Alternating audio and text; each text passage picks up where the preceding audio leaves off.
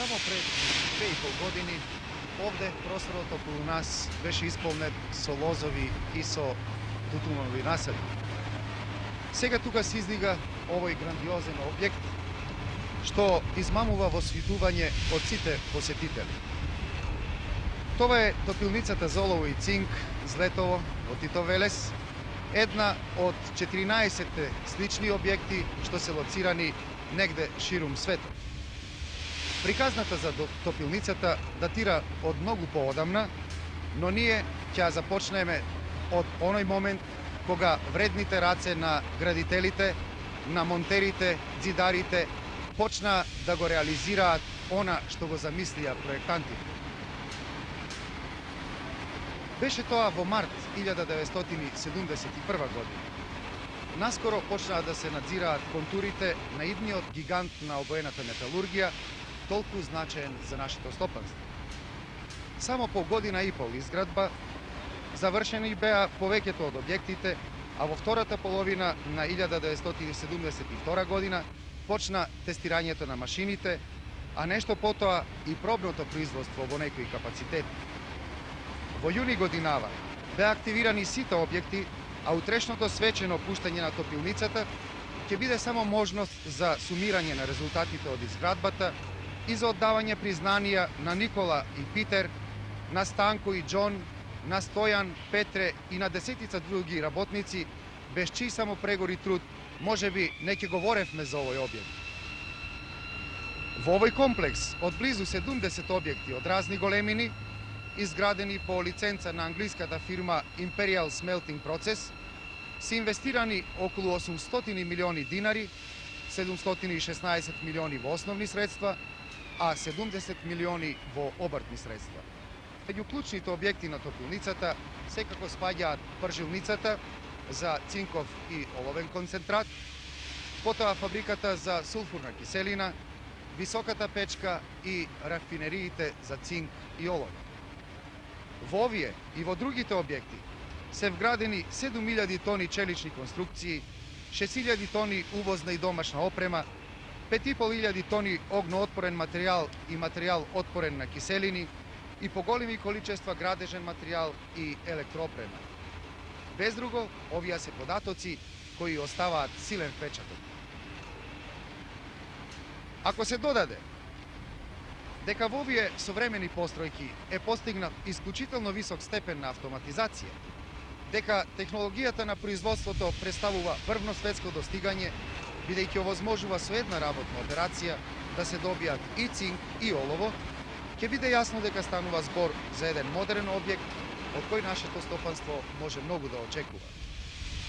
Впрочем, со целосно користење на капацитетите, тоа ќе биде во 1975 година, Тито Велешката топилница ќе биде прва во Југославија по производство на цинк, а втора по производство на олово веднаш по Трепча.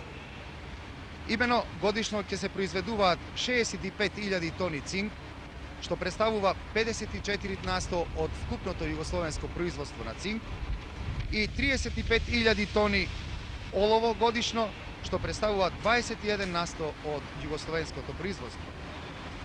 Тоа се светски норми кои на овој објект му гарантираат рентабилност. Покрај металите, тука ќе се произведуваат и по 150.000 тони сулфурна киселина годишно. Годишниот бруто продукт на топилницата ќе изнесува 750 милиони динари, а во фондовите ќе бидат издвојувани 60 милиони. Тоа ќе возможи објектот целосно да биде отплатен за 10 години. Концентратите од рудниците македонски Злетово и Саса и дел од увоз се транспортираат со железница и помоќу еден транспортен систем и систем на тракасти транспортери се транспортираат на складиште. Од складиште концентратите сортирани по своји квалитети се транспортираат во пржилницата.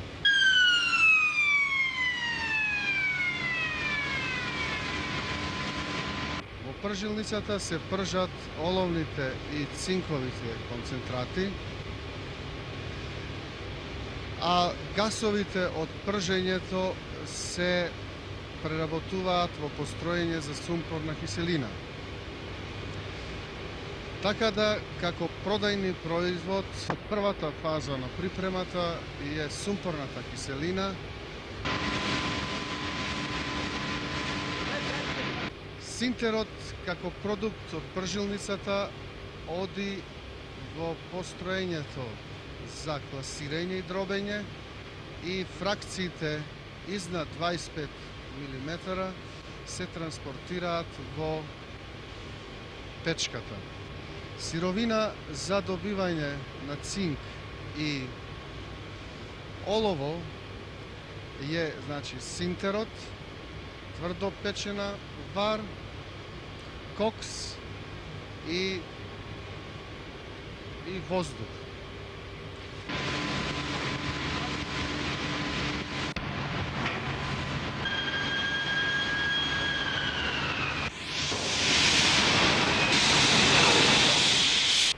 Построењето печка е по лиценца на англиска фирма. Негова технологија е да се добива во исти агрегат и цинк и олово.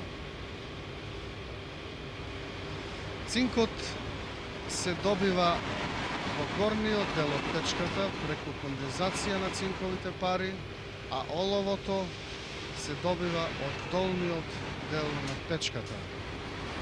Цинкот е квалитет 98,5 цинк и тој се транспортира во цинк рафинеријата, каде добиваме високо квалитетни цинк.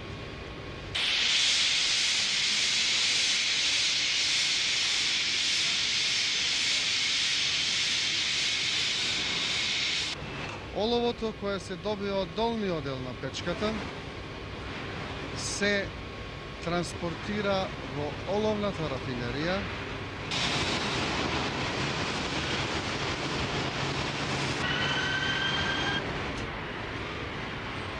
сировото олово кое се добива од печката е нечисто и содржи 3 до 4%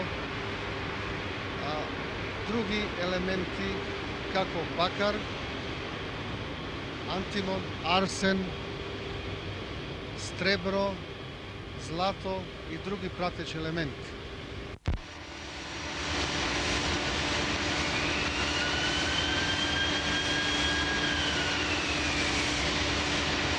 Сировото олово од печка се транспортира во течна состојба со кран во построењето за рафинерија на олово. Рафинеријата за олово има капацитет од 30.000 тона годишно и прва фаза е отстранување на бакарот.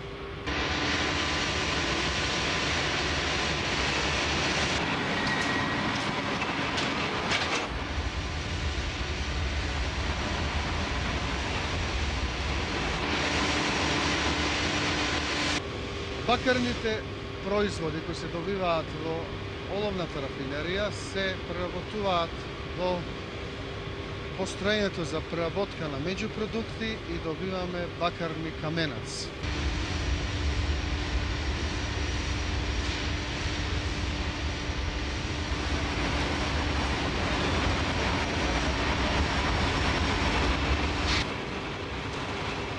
Стреброто добиено во меѓупродуктите се преработува во посебно построење за преработка на стребро. Годишно топилница Злетово ќе произведува околу 30 до 32 тона стребро, околу 2000 тона бакарни каменец, кој има околу 40% бакар, и 26 до 28 хиљади рафинирано олово, продајни продукт.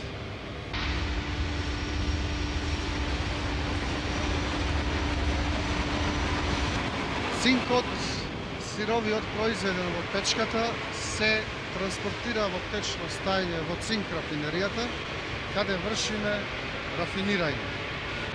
И при рафинирањето добиваме цинк кој има 99,995% цинк кој се употребува во индустријата за специјални намени. Ова овде е ливна машина за цинк и овде го вршиме крајното финално лиење и одавде комплетно цинкот се мери и се транспортира во главни магазин и од главни магазин се транспортира во вагони и за извоз.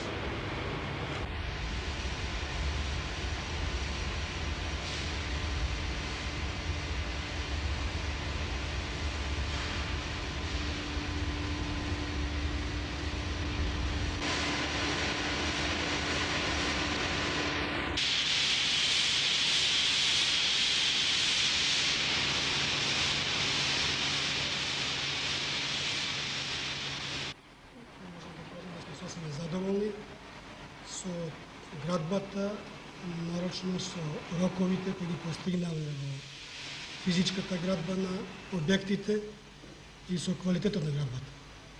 Овој објект се припремаше за градба повеќе години, при што доста време утрошивме на припремната фаза, на проектирањето, на изборот на најубави технолошки решења со фирмите со кои долго време веќе беме запознати и преговаравме. Нарочно сме задоволни што овој објекат во најголема мера го изградија наши предпријатија од македонски организации, како градежните предпријатија Бетон и Пелагонија. Нарочно треба да се истакне успехот кој го постигна ФАКОМ железарница Скопје, кој беше производител и монтер на челичните конструкции и ја изврши монтажата на целокупната увозна опрема.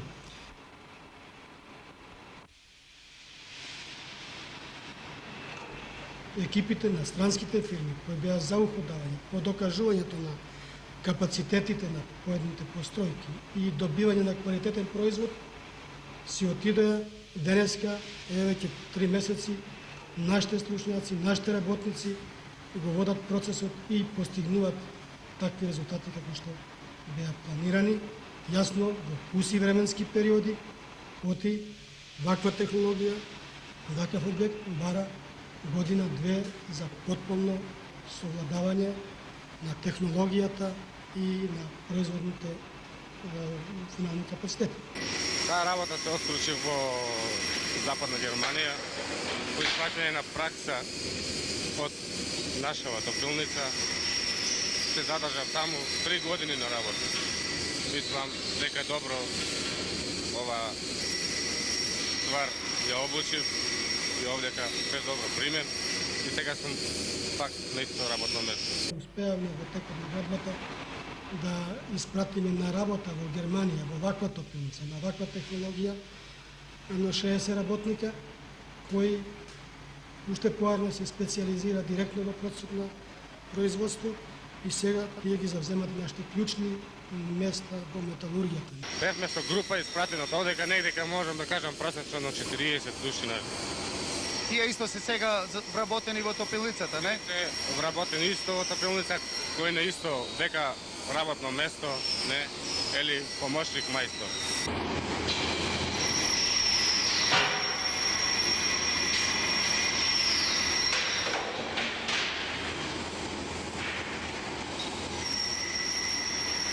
За оваа работа се осручивме во СР Германија. Таму работевме 2,5 години. Ви испрати топилницата, не? Да, преку топилница отидовме. И сега сте по квалификација? Сега сме по квалификација високо квалификовани металурзи. Морате ли да ги носите овие заштитни средства? Да, мораме, затоа што оваа работа е таква, кај што захтева да има голема техничка заштита. А дали е тоа предвидено во некој ваш правилник? Да, предвидено е. И тоа према правилникот мора да се носи. А и према самото здравје на човек. Нормално да се заштитите, не? Ве молам, колку ви е месечниот личен доход? Па, личниот доход е изнад 2000 нови динари. 2100, 2200. Дали сте задоволен со такви примања? Па, сме задоволни. создаваме веќе на расчистен терен нови односи и во рамките на таа организација, во која ќе имат кај нас 5 до 6 организации на здружен труд, Основни организации. припремаме и калкулативни елементи за преваѓање на наградување по учинок, така да мината година тие лични доходи ќе бидат овисни од резултатите на работење. Колку ви се месечните примања? Тука околу 170.000. Задоволен сте? Па до некаде.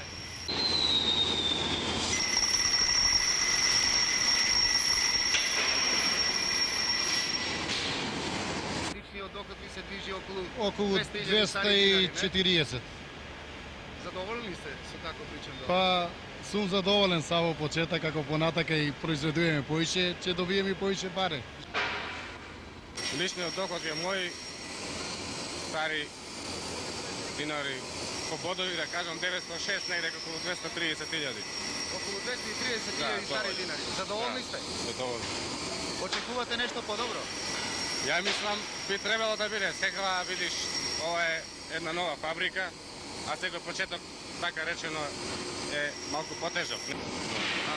Стамбеното прашање го имате решено? Стамбеното прашање се уште го немам решено, живеам со моите родители, не? Дали сте женет?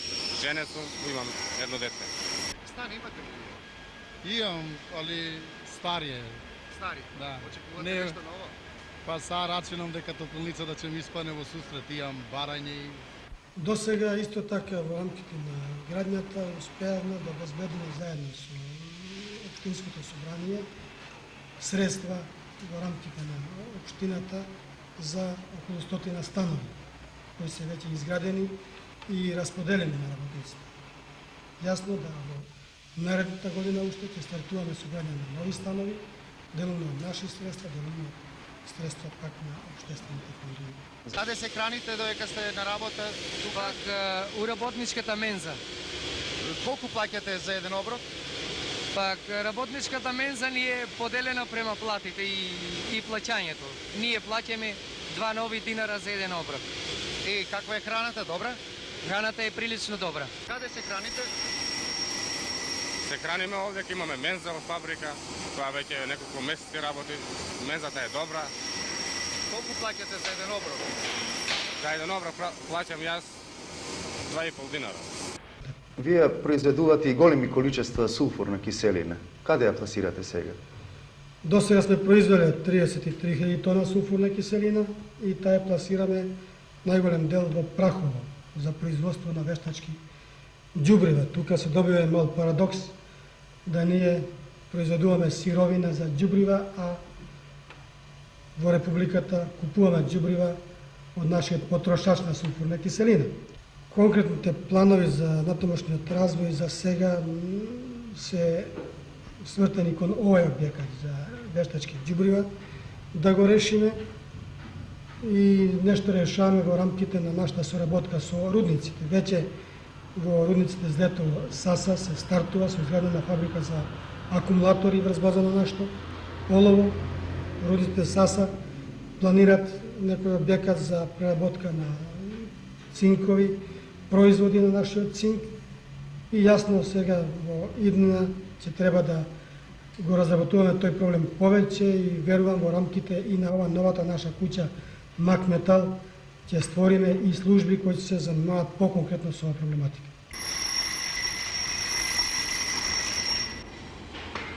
Во нашиот случај цениме дека не представува опасност нашиот објекат за загадувањето ни на водите, ни на атмосферата, заради тоа што ние во фаза на проектирањето, во фаза на градбата, уградивме такви пречистувања и на водата и на гасовите кои ги испуштаме, да се движиме под пропишаните критериуми за испуштање на тие нечистоти во воздухот и во водата во рамките на прописите кои во нашата земја постојат.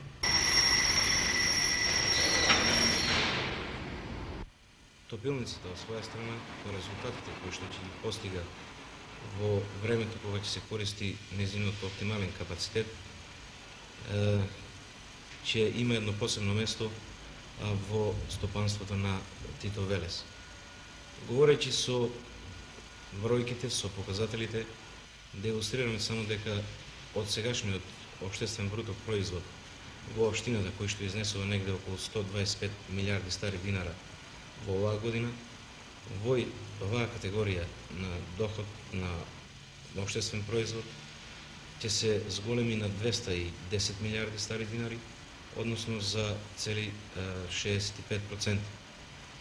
Националниот доход на севкупното стопанство сега во општината од сегашните 49 милиарди стари динари ќе се зголеми на 75 милиарди динари. Понатаму, националниот доход по жител во неговата пресметка од сегашните 750.000 стари динари ќе се зголеми на 1.150.000 динари. И на крајот да речеме уште тоа и дека акумулацијата која што сега се реализира во рамките на стопанството на отприлика приближно 10 милиарди стари динари годишно ќе се зголеми на 25 милиарди динари годишно, односно ќе се зголеми за 2,5 пати. Со изградбата на топилницата, со зајакнувањето на материјалната основа на стопанството во целина во општината, фактички се зајакнува и материјалната можност на целата ванстопанска сфера, затоа што влијанието на стопанството и сега и во понатамошните услови ќе биде секогаш поголемо, па на тој начин се очекува една поубава перспектива и на оваа ванстопанска сфера. Очигледно е дека со изградбата на топилницата за цинк и олово е завршен еден значаен стопански потврд. Но погледите на сите работни луѓе во овој колектив со кои разговаравме се свртени кон иднината. Сите веруваат дека работењето на нивната организација ќе биде успешно. Впрочем, за тоа постои добра основа. Плановите за идниот развој се реални и потребна е минимална помош тие да се реализираат. Сето тоа создава и услови за натамошен стопански развој на нашата република преку отворање преработувачки капацитети за цинк и олово. При разделбата со овој колектив да му посакаме успешно остварување на работните задачи.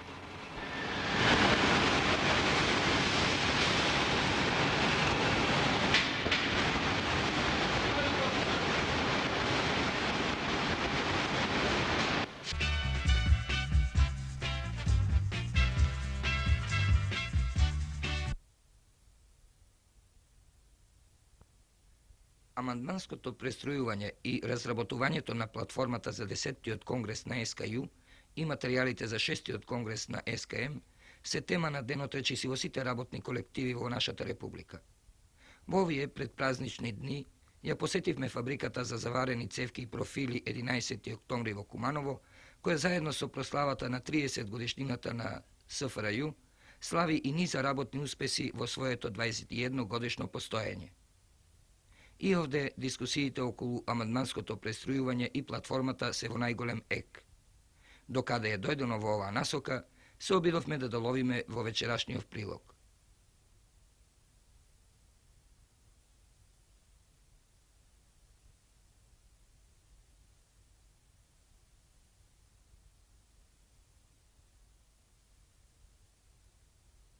Другар Петрушевски, вашиот колектив е еден од најголемите во нашата република. Има досега постигнато значени резултати како на производствен план, така и на општествено-економски и политички план. Затоа предлагам нашиот разговор да го почнеме со амандманското престројување во вашиот колектив. На спроведување на уставните амандмани работиме повеќе време, но поинтензивно последниве денови, последниот месец, со намера да ја погодиме суштината на уставните амандмани, според тоа какви се стварните продукциони односи унутр на колективот, какво е учеството на секоја организација на здружен труд врз продукцијата, пласманот и уопште врз стицање на доходот. Правата и обврските. Да. Ние планираме 13 основни организации на здружен труд со таков распоред на функции и задачи кои наерно ќе одговарат на потребите на оваа работна организација и кои најреално ќе ги представуваат доходните односи у формирањето и правата за расподелба на доходот. Конкретно, како би ни го објасниле ово?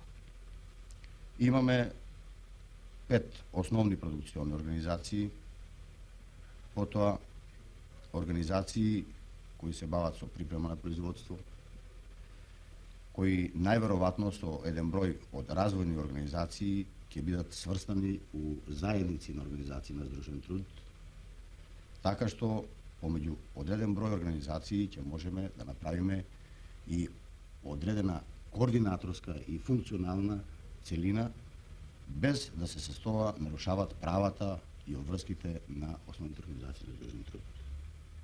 Разбира се дека у тој правац ќе настанат известни померања у расподелба на доходот, у правац на стимулирање и наградување на оној основен непосреден труд. Дали имате некаква програма веќе изработена во оваа насока и дали таа програма била на јавна дискусија, односно ако била, каков е резултат? Таа е уште у фаза на комисиско разгледување, бидејќи за јавна дискусија се потребни и одреден број документи, елаборати, кои и у апсолутни размери, со цифри, ќе го сликат стањето на односите и да можат по тие документи нашите работници да се изјаснат. Што очекувате во вашиот колектив од уставните промени и платформата, се разбира, тесно да го површеме, за 10-тиот конгрес на Сојузот на комунистите на Југославија? Па да кажам, како стопанственик, у прв ред очекуваме да се разрешат некои противречности у развој на нашето општество, посебно одредени несигурности од сферата на планирањето и да му се даде на планот право идејно место кое му припаѓа, посебно на планот и планирањето на проширена репродукција, посебно од областа на стабилизација, управо низ планирање на трžiштето, низ планирање на проширената репродукција. Тоа, мислам, са основни питања кои морат да се расправат на чисто идеен план на Конгресот и низ нашите уставни акти да најдат свое место у друштвото. Вие спомнавте за планирањето. Дали имате некој конкретен предлог како би требало да изгледа тоа?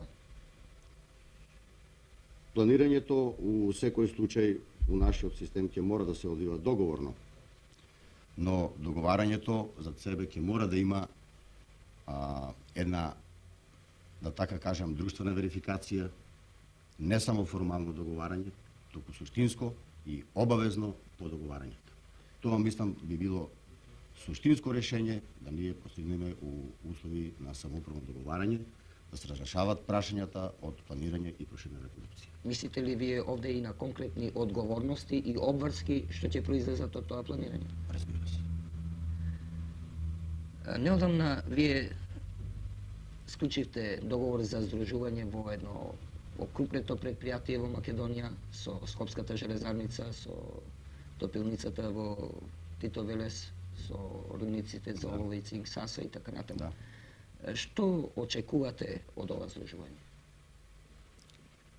Ние сите очекуваме исто, да го поправиме вкупното послување на организациите, низ окрупнети зафати, низ заеднички зафати, низ меѓусобно технолошко поврзување кое суштински постои, низ размена на репродукциони материјали и така натаму. У основа лега и тука спроведување на уставните амандмани, бидејќи и амандманите не прават претпоставки за усетнување, туку напротив, едно само управно окрупнување на организациите со цел да се послувањето подине на повисок степен, на повисок ниво. Ние тоа заправо очекуваме. Да еден дел од нашите работи, кои се заеднички ги окрупниме, да ни заеднички захвати го поправиме нашето укупно послување. И поединачно, разбира се. Се разбира. И на крајот, другар Петрушевски, уште едно прашање. Врз база на окрупнувањето сегашно, што очекувате во смисла на на тамошно зголемување на соработката ваша со странство? Да, тоа е основната намена на МАК Метал. У прв ред повржување и окрупнување на работи со увозно-извозни зафати, низ повржување на разнородни дејности, преработувачка, обојни метали, црна металургија на одредени тржишта и на тој начин да се решава и поуспешно обезбедување со репродукциони материјали, од друга страна поуспешен пласман на одредени стоки за кои ќе имаме заеднички интерес.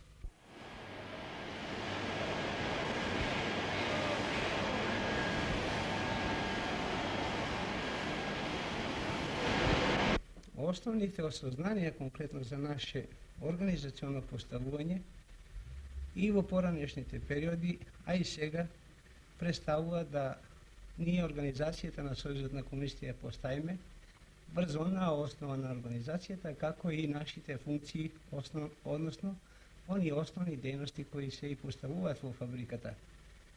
Ние досега имавме фабричка конференција на Сојуз на комунисти делегирана врз база на делегатскиот принцип. А од тоа имаме и секретаријатот на фабричка конференција, а во основните организации на дружен труд во досегашните функции имаме формирано ограноци. Така да имаме формирано 8 огранка према ова досегашната дејност и функциите во фабриката. Меѓутоа, со размислувањата сега по уставните амандмани, кој е веќе и предмет на нашата преокупација, нашата работа како таква, значи ќе ги устројуваме нашите организациите врз база и на устројувањето на основните организации на дружен труд. Не е тоа случајно да ќе мора да ја престројуваме нашата организација во тој однос, бидејќи с широки размислувања околу поставувањето на основните организации на дружен труд, видиме и основна дејност што ќе мора да ја усмери организацијата на Сојуз на комунисти баш во оквирите на основните организации на дружен труд. Штом ова го кажавте, кажете ни нешто повеќе за ангажираноста на членовите на Сојузот на комунистите токму во оваа насока, односно се разбира во нивната активност во решавањето на актуелните производствени проблеми, онаму каде што тие делуваат. Ние делуваме во суштина и практично онако како се и проблемите појавуваат. Јас ќе ви кажам еден пример со насоките на нашата работна организација за зафаќањето во основни производствени проблеми и дејностите како такви. Ние сакали или нечеле, апсолутно моравме да се прилагодиме така, да и членовите на Сојузот на комунисти имаат еден активен однос во решавање на производствените проблеми. Имавме тако пример во мината година, кога нашата фабрика се зафати со еден озбилен објекат надвор од нашата земја. Ние не го представувавме, не го имавме тој проблем како основна работа, за да ја продолжиме континуитетот на работата, него го поставуваме како една задача, па чисто и на оној политички план да не дојде до разноразни состојби, што би требало и таков, и политички, односно не ефекат да домиреме во тој однос. Туку за ваша афирмација надвор. За афирмацијата, а со афирмацијата, разбира се, према овој партнер, да се тоа и услови биде конкретно и за проширување на нашите ангажирања и во тој однос практично докажување на нашата производствена вредност како работна организација. Во вашето работење секако вие сте имале прилики да распишувате референдуми за решавање на однос на низа актуелни производствени проблеми. Каква била активноста на членовите на ЕСКА во оваа насока? Еве го овој, може да го посочам овој последниот референдум, што во секој случај ние имавме порано некои такви изјаснувања во колективот. Меѓутоа, баш за значајот за нашето престројување и нашето место како работна организација, баш на тој поширок план и еден од поширок општествен интерес, ако го сметаме така и есте така, у секој случај тоа ни беше една наша основна преокупација, да ова произнесување на нашите членови работен колектив во референдумот за здружување со комбинатот Макметал и како членка во тој комбинатот, мија баш тие основни предпоставки во тоа дејствување ни бела како задача на нашата работна организација во здружен, поголем, поокрупнен капитал, да можеме баш и на тој меѓународен план да имаме стварно ефекти врз база и према нашата стварно и состојба и моќта која ние како работна организација. Тоа значи дека предводници на целокупните дискусии во колективот биле членовите на ЕСКА? Апсолутно, ние бевме организирани и сметам дека таа акција која водевме и докажавме на еден практичен план. Што би можеле сега нешто да им кажете во смисла на активноста на членовите на ЕСКА и на организациите на ЕСКА во разработувањето на платформата по 10-тиот конгрес на СКЮ? Платформата ја имаме осознајна улогата на платформата како членовите на Сојузот на комунисти во нашата работна организација. Тие осознанија има за цел да членовите на Сојузот на комунистите нашата понатамошна активност во однос на произнесување и на тој план да дадеме едни конкретни наши чекори во тој однос.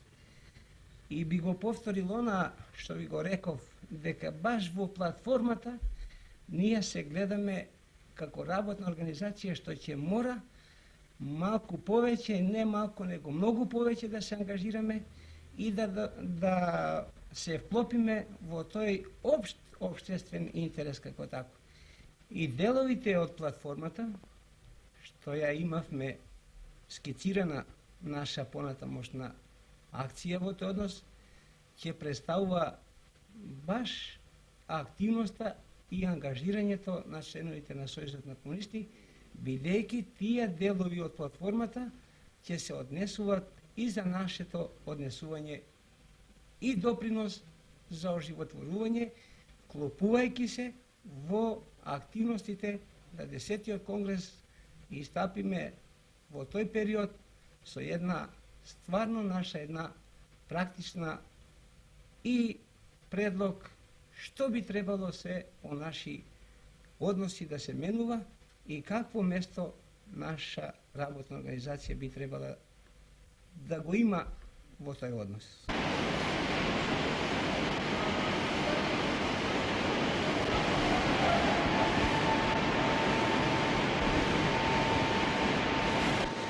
Фабриката за заварени цевки и профили 11 октомври од Куманово брои околу 350 работника. Членови на Сојуз на комунисти имаме околу 250, организирани во 8 огранка. Секретаријатот на фабричката конференција преку програма за акција која е донесена после писмото се организира да преку огранките со своји конкретни планови за работа направат активности кои ќе бидат за фабриката најбитни во овој период.